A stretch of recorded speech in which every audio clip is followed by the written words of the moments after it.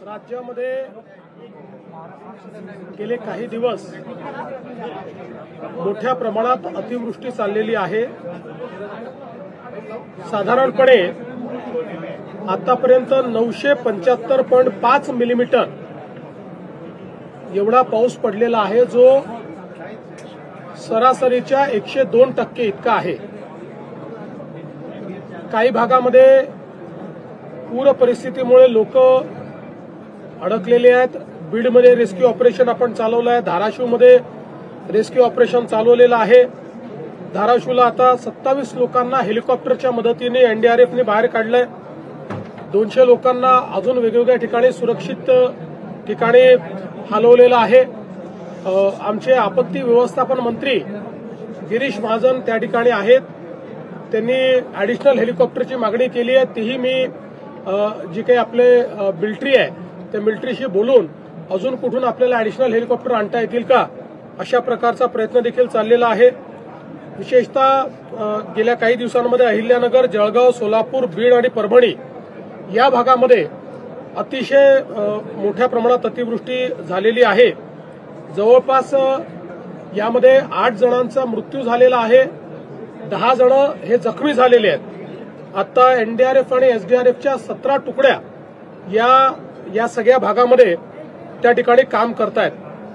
आपल्याला कल्पना आहे की मागच्या काळातच आपण शेतकऱ्यांचं जे नुकसान झालं त्याचे पंचनामे करण्याचे आदेश आपण दिले होते आणि यावेळी आपण एकत्रित पंचनामे येऊन त्याला एकत्रित मदत करण्याच्या ऐवजी जसे पंचनामे येत आहेत तसं आपण मदत त्या ठिकाणी करतो।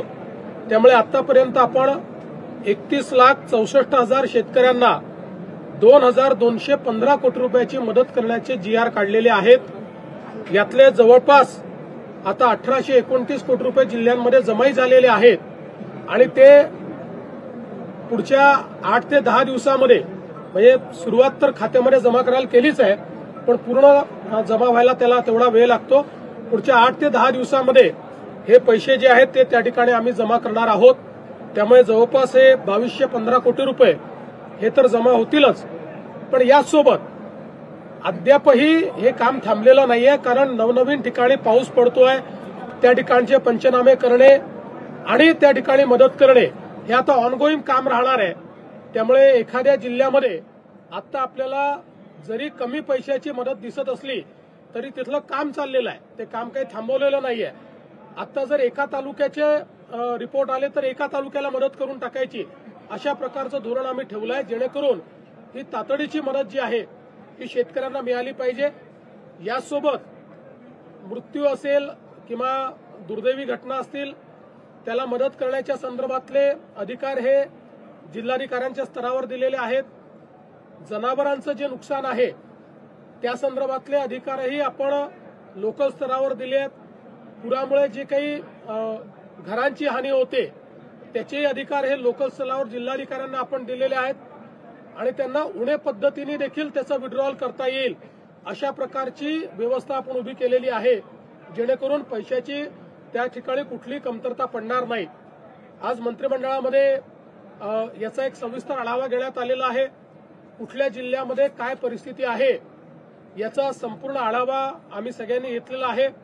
उद्या पालकमंत्र्यांना किंवा सगळ्या मंत्र्यांना या पूरग्रस्त भागामध्ये त्या ठिकाणी आपण सांगितलेलं आहे की त्यांनी भेटी दिल्या पाहिजेत। मी स्वतः देखील काही भागांमध्ये उद्या जाणार आहे। फक्त आमचा प्रयत्न हा असेल की जिथे मोठ्या प्रमाणात मदत कार्य चाललंय त्या मदत कार्यावर कुठला ताण येऊ नये अशा प्रकारचा आमचा प्रयत्न असेल, तर त्याला उलट पूरक मदत काय करता येईल अशा दृष्टीने हे दौरे आमचे असतील आणि एक परिस्थिती समजून घेऊन त्यात अजून अधिक मदत आपल्याला काय करता येईल, जेणेकरून आज जो आमचा शेतकरी उद्ध्वस्त होतोय त्या उद्ध्वस्त होणाऱ्या शेतकऱ्याला आपल्याला कशा पद्धतीनं अधिकचा दिलासा देता येईल याचाही प्रयत्न राज्य सरकारच्या वतीनं केला जाईल। सर, ओला दुष्काळ जाहीर करावा आजच्या विरोधात मागणी करतात। ओला दुष्काळ संदर्भात काही प्रोसेस सुरू आहेत का? ओला दुष्काळ संदर्भात असं आहे की ओला दुष्काळ काय, या ठिकाणी जे काही नुकसान झालेलं आहे त्याकरता जेवढ्या पद्धतीची मदत आपल्या नियमांमध्ये आहे ती सगळी मदत आम्ही त्या ठिकाणी देऊ. सर, जमीन गडवरून निघालेली आहे, त्यामुळे काल सुरेश दस यांनी एक विशेष मागणी केली होती की रोयोच्या माध्यमातून सुद्धा शेतकऱ्यांना कशा प्रकारे दिलासा दिला जाऊ शकतो आणि वेगळ्या प्रकारे या मदतीमध्ये काही ऍडिशनल तुम्ही तरतूद करणार. खरडून गेलेल्या जमिनीकरता ऑलरेडी आपला GR आहे, त्याच्यामध्ये आपल्याला मदत करता येते आणि आपण नरेगाच्या थ्रू देखील ती मदत करतो. मला जे सुरेश दसांनी पत्र दिलेलं आहे त्यात त्याचे नॉर्म्स रिवाईज करावे अशी मागणी त्यांनी केलेली आहे. शासन त्याच्यावर सकारात्मक विचार करत आहे. केंद्राकडे मदतीचा प्रस्ताव पाठवला गेला आहे, केंद्राकडून काय मदत अपेक्षित आहे? बघा, केंद्राची मदत याला वेळ लागतो, कारण सगळं असेसमेंट करून एकच प्रस्ताव हा केंद्राकडे जातो आणि त्यानंतर केंद्र त्या संदर्भात मदत करतो. पण आपल्याला माहिती आहे की NDRFच्या अंतर्गत केंद्र सरकारने आपल्याला ऍडव्हान्समध्ये पैसे दिलेले असतात, त्यामुळे ते पैसे आपण खर्च करतो आणि आपले पैसे गरज पडली तर आपण त्या ठिकाणी जे काही पैसे लागतील ते देतो आणि त्यानंतर नियमाने केंद्र सरकार आपल्याला मदत करत असते. त्यामुळे केंद्र सरकारची मदत निश्चित घेऊ, ती मदतही मिळेल, पण त्याकरता राज्य सरकार थांबणार नाही. आपल्या शेतकऱ्यांना तातडीची जी काही मदत याच्यामध्ये करता येईल ती सगळी आम्ही करू. सरकारने आज एक GR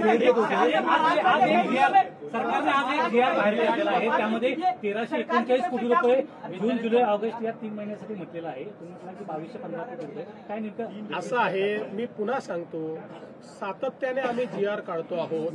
एक सिंगल GR नाही आहे, वेगवेगळे GR निघालेले आहेत.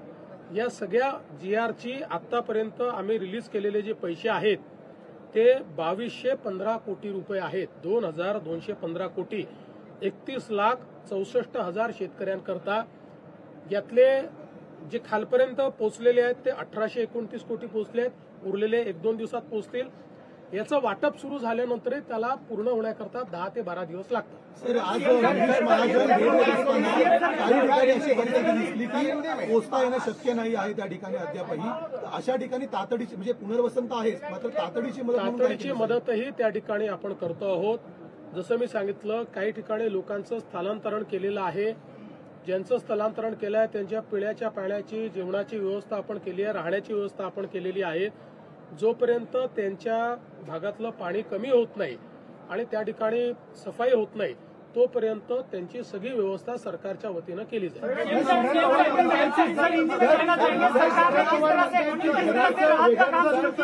शरद पवारांचं म्हणणं आहे जनावरांचं मोठ्या प्रमाणामध्ये नुकसान झालेलं आहे, घरांचं नुकसान आहे, शेतीचं वेगळं नुकसान आहे. अशा वेगवेगळ्या पद्धतीचं वेगवेगळं नुकसान भरपाई देण्यात यावी असं म्हणणं नाही. बरोबर आहे, त्यांचं म्हणणं कुठेही चूक नाही. वेगवेगळीच नुकसान भरपाई आपण देतो.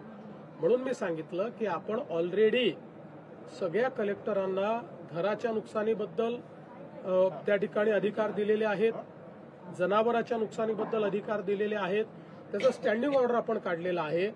त्यामुळे तसं असेसमेंट घेऊन जिथे घर पूर्णपणे गेलं असेल त्याला किती पैसे द्यायचे, पार्शली गेलं असेल तर किती द्यायचे, जनावर वाहून गेलं असेल तर आपण किती द्यायचे. त्यातही आता पूर्वी आपण असं म्हणायचो की ते पोस्टमॉर्टमचा रिपोर्ट वगैरे पाहिजे, पण वाहून गेलेल्या जनावराचा पोस्टमॉर्टमचा रिपोर्ट मिळत नाही. त्यामुळे ते जनावराच्या संदर्भात आपण त्यांनी लसीकरण केलं असेल तर लसीकरणाची पावती त्यांच्याकडे असेल त्याला आपण प्रमाण मानू.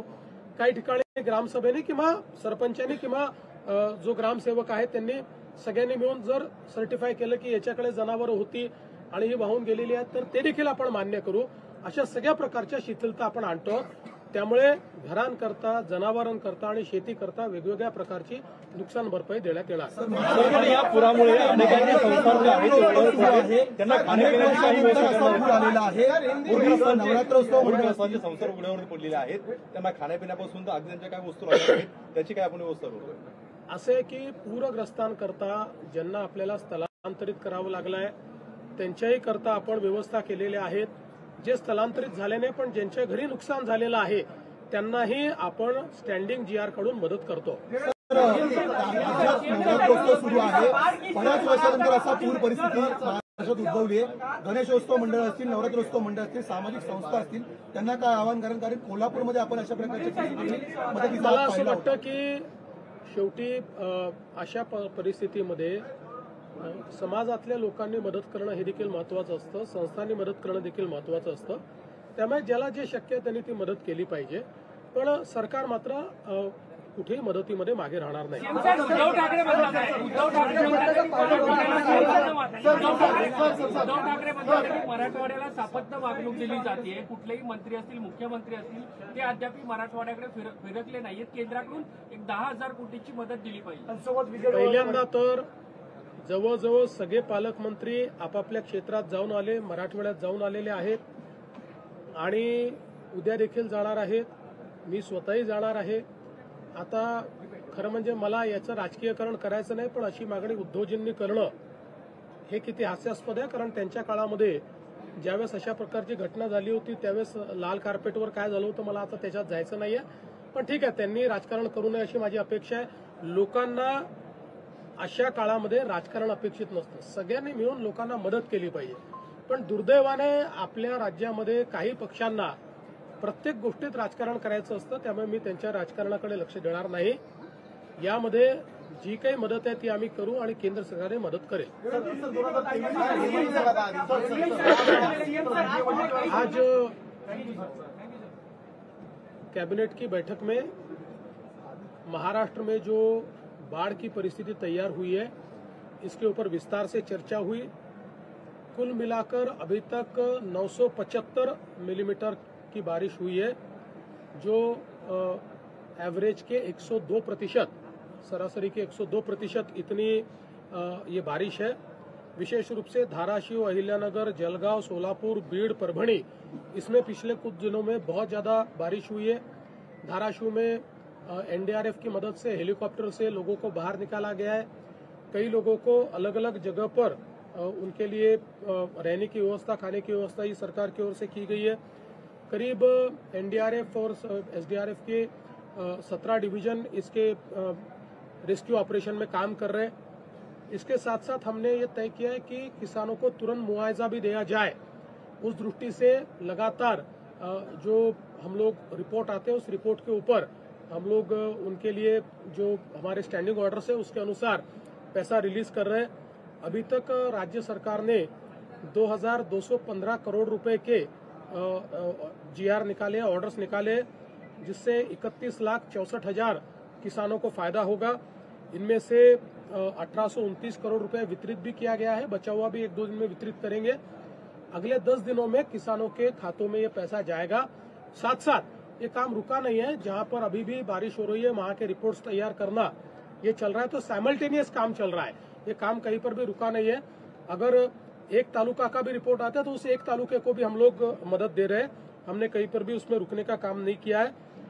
अभी हमारे सारे जो मंत्री है ये कल वापिस एक बार ये बाढ़ पीड़ित इलाके में जाएंगे. मैं स्वयं भी जाने वाला हूं. हमारे उप मुख्यमंत्री महोदय भी जाने वाले हैं और हम लोग जितनी ज्यादा से ज्यादा मदद इसमें कर सकते हो करने की कोशिश कर रहे हैं. सेंटर से किसी तरह की मदद सर, सेंटर से वेट ड्रॉट घोषित करने को लेकर अपोजिशन लगातार मांगता है. 50,000. देखिए, जिस प्रकार की कार्रवाई इस प्रकार की परिस्थिति में की जाती है, हिस्टोरिकली इस प्रकार की परिस्थितियों में जो निर्णय लिए गए वो सारे निर्णय हम ले रहे हैं और उससे आगे बढ़कर भी हम निर्णय लेंगे. सर, लगातार एनडीआरएफ के जो नॉर्म्स होते हैं उसके तहत एक बड़ा निधि जो होता है केंद्र के पास होता है वो मदद सरकार के लिए वो ली जाती है. देखिए, अभी केंद्र की सरकार ने एक बहुत अच्छी व्यवस्था की है. एनडीआरएफ के कुछ पैसे, रिलीफ के पैसे ये हमको एडवांस में मिलते हैं और उससे ज्यादा भी हमारा खर्चा होता है तो वो खर्चा करके हम केंद्र सरकार को रिपोर्ट भेजते हैं.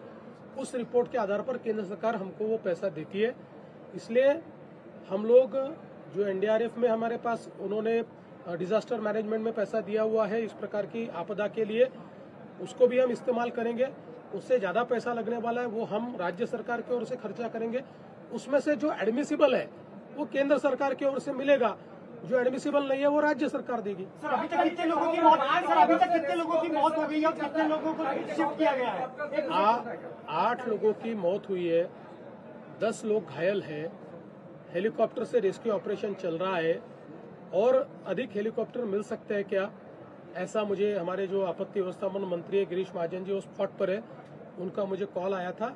मैंने अभी जो यहाँ के कमांडिंग ऑफिसर है उनसे बातचीत की है और उनको ये निवेदन किया है कि कहीं और से भी आप पुल कर सकते हो तो आप कीजिए। सर मौसम विभाग ने अगर 4-5 दिन भी एक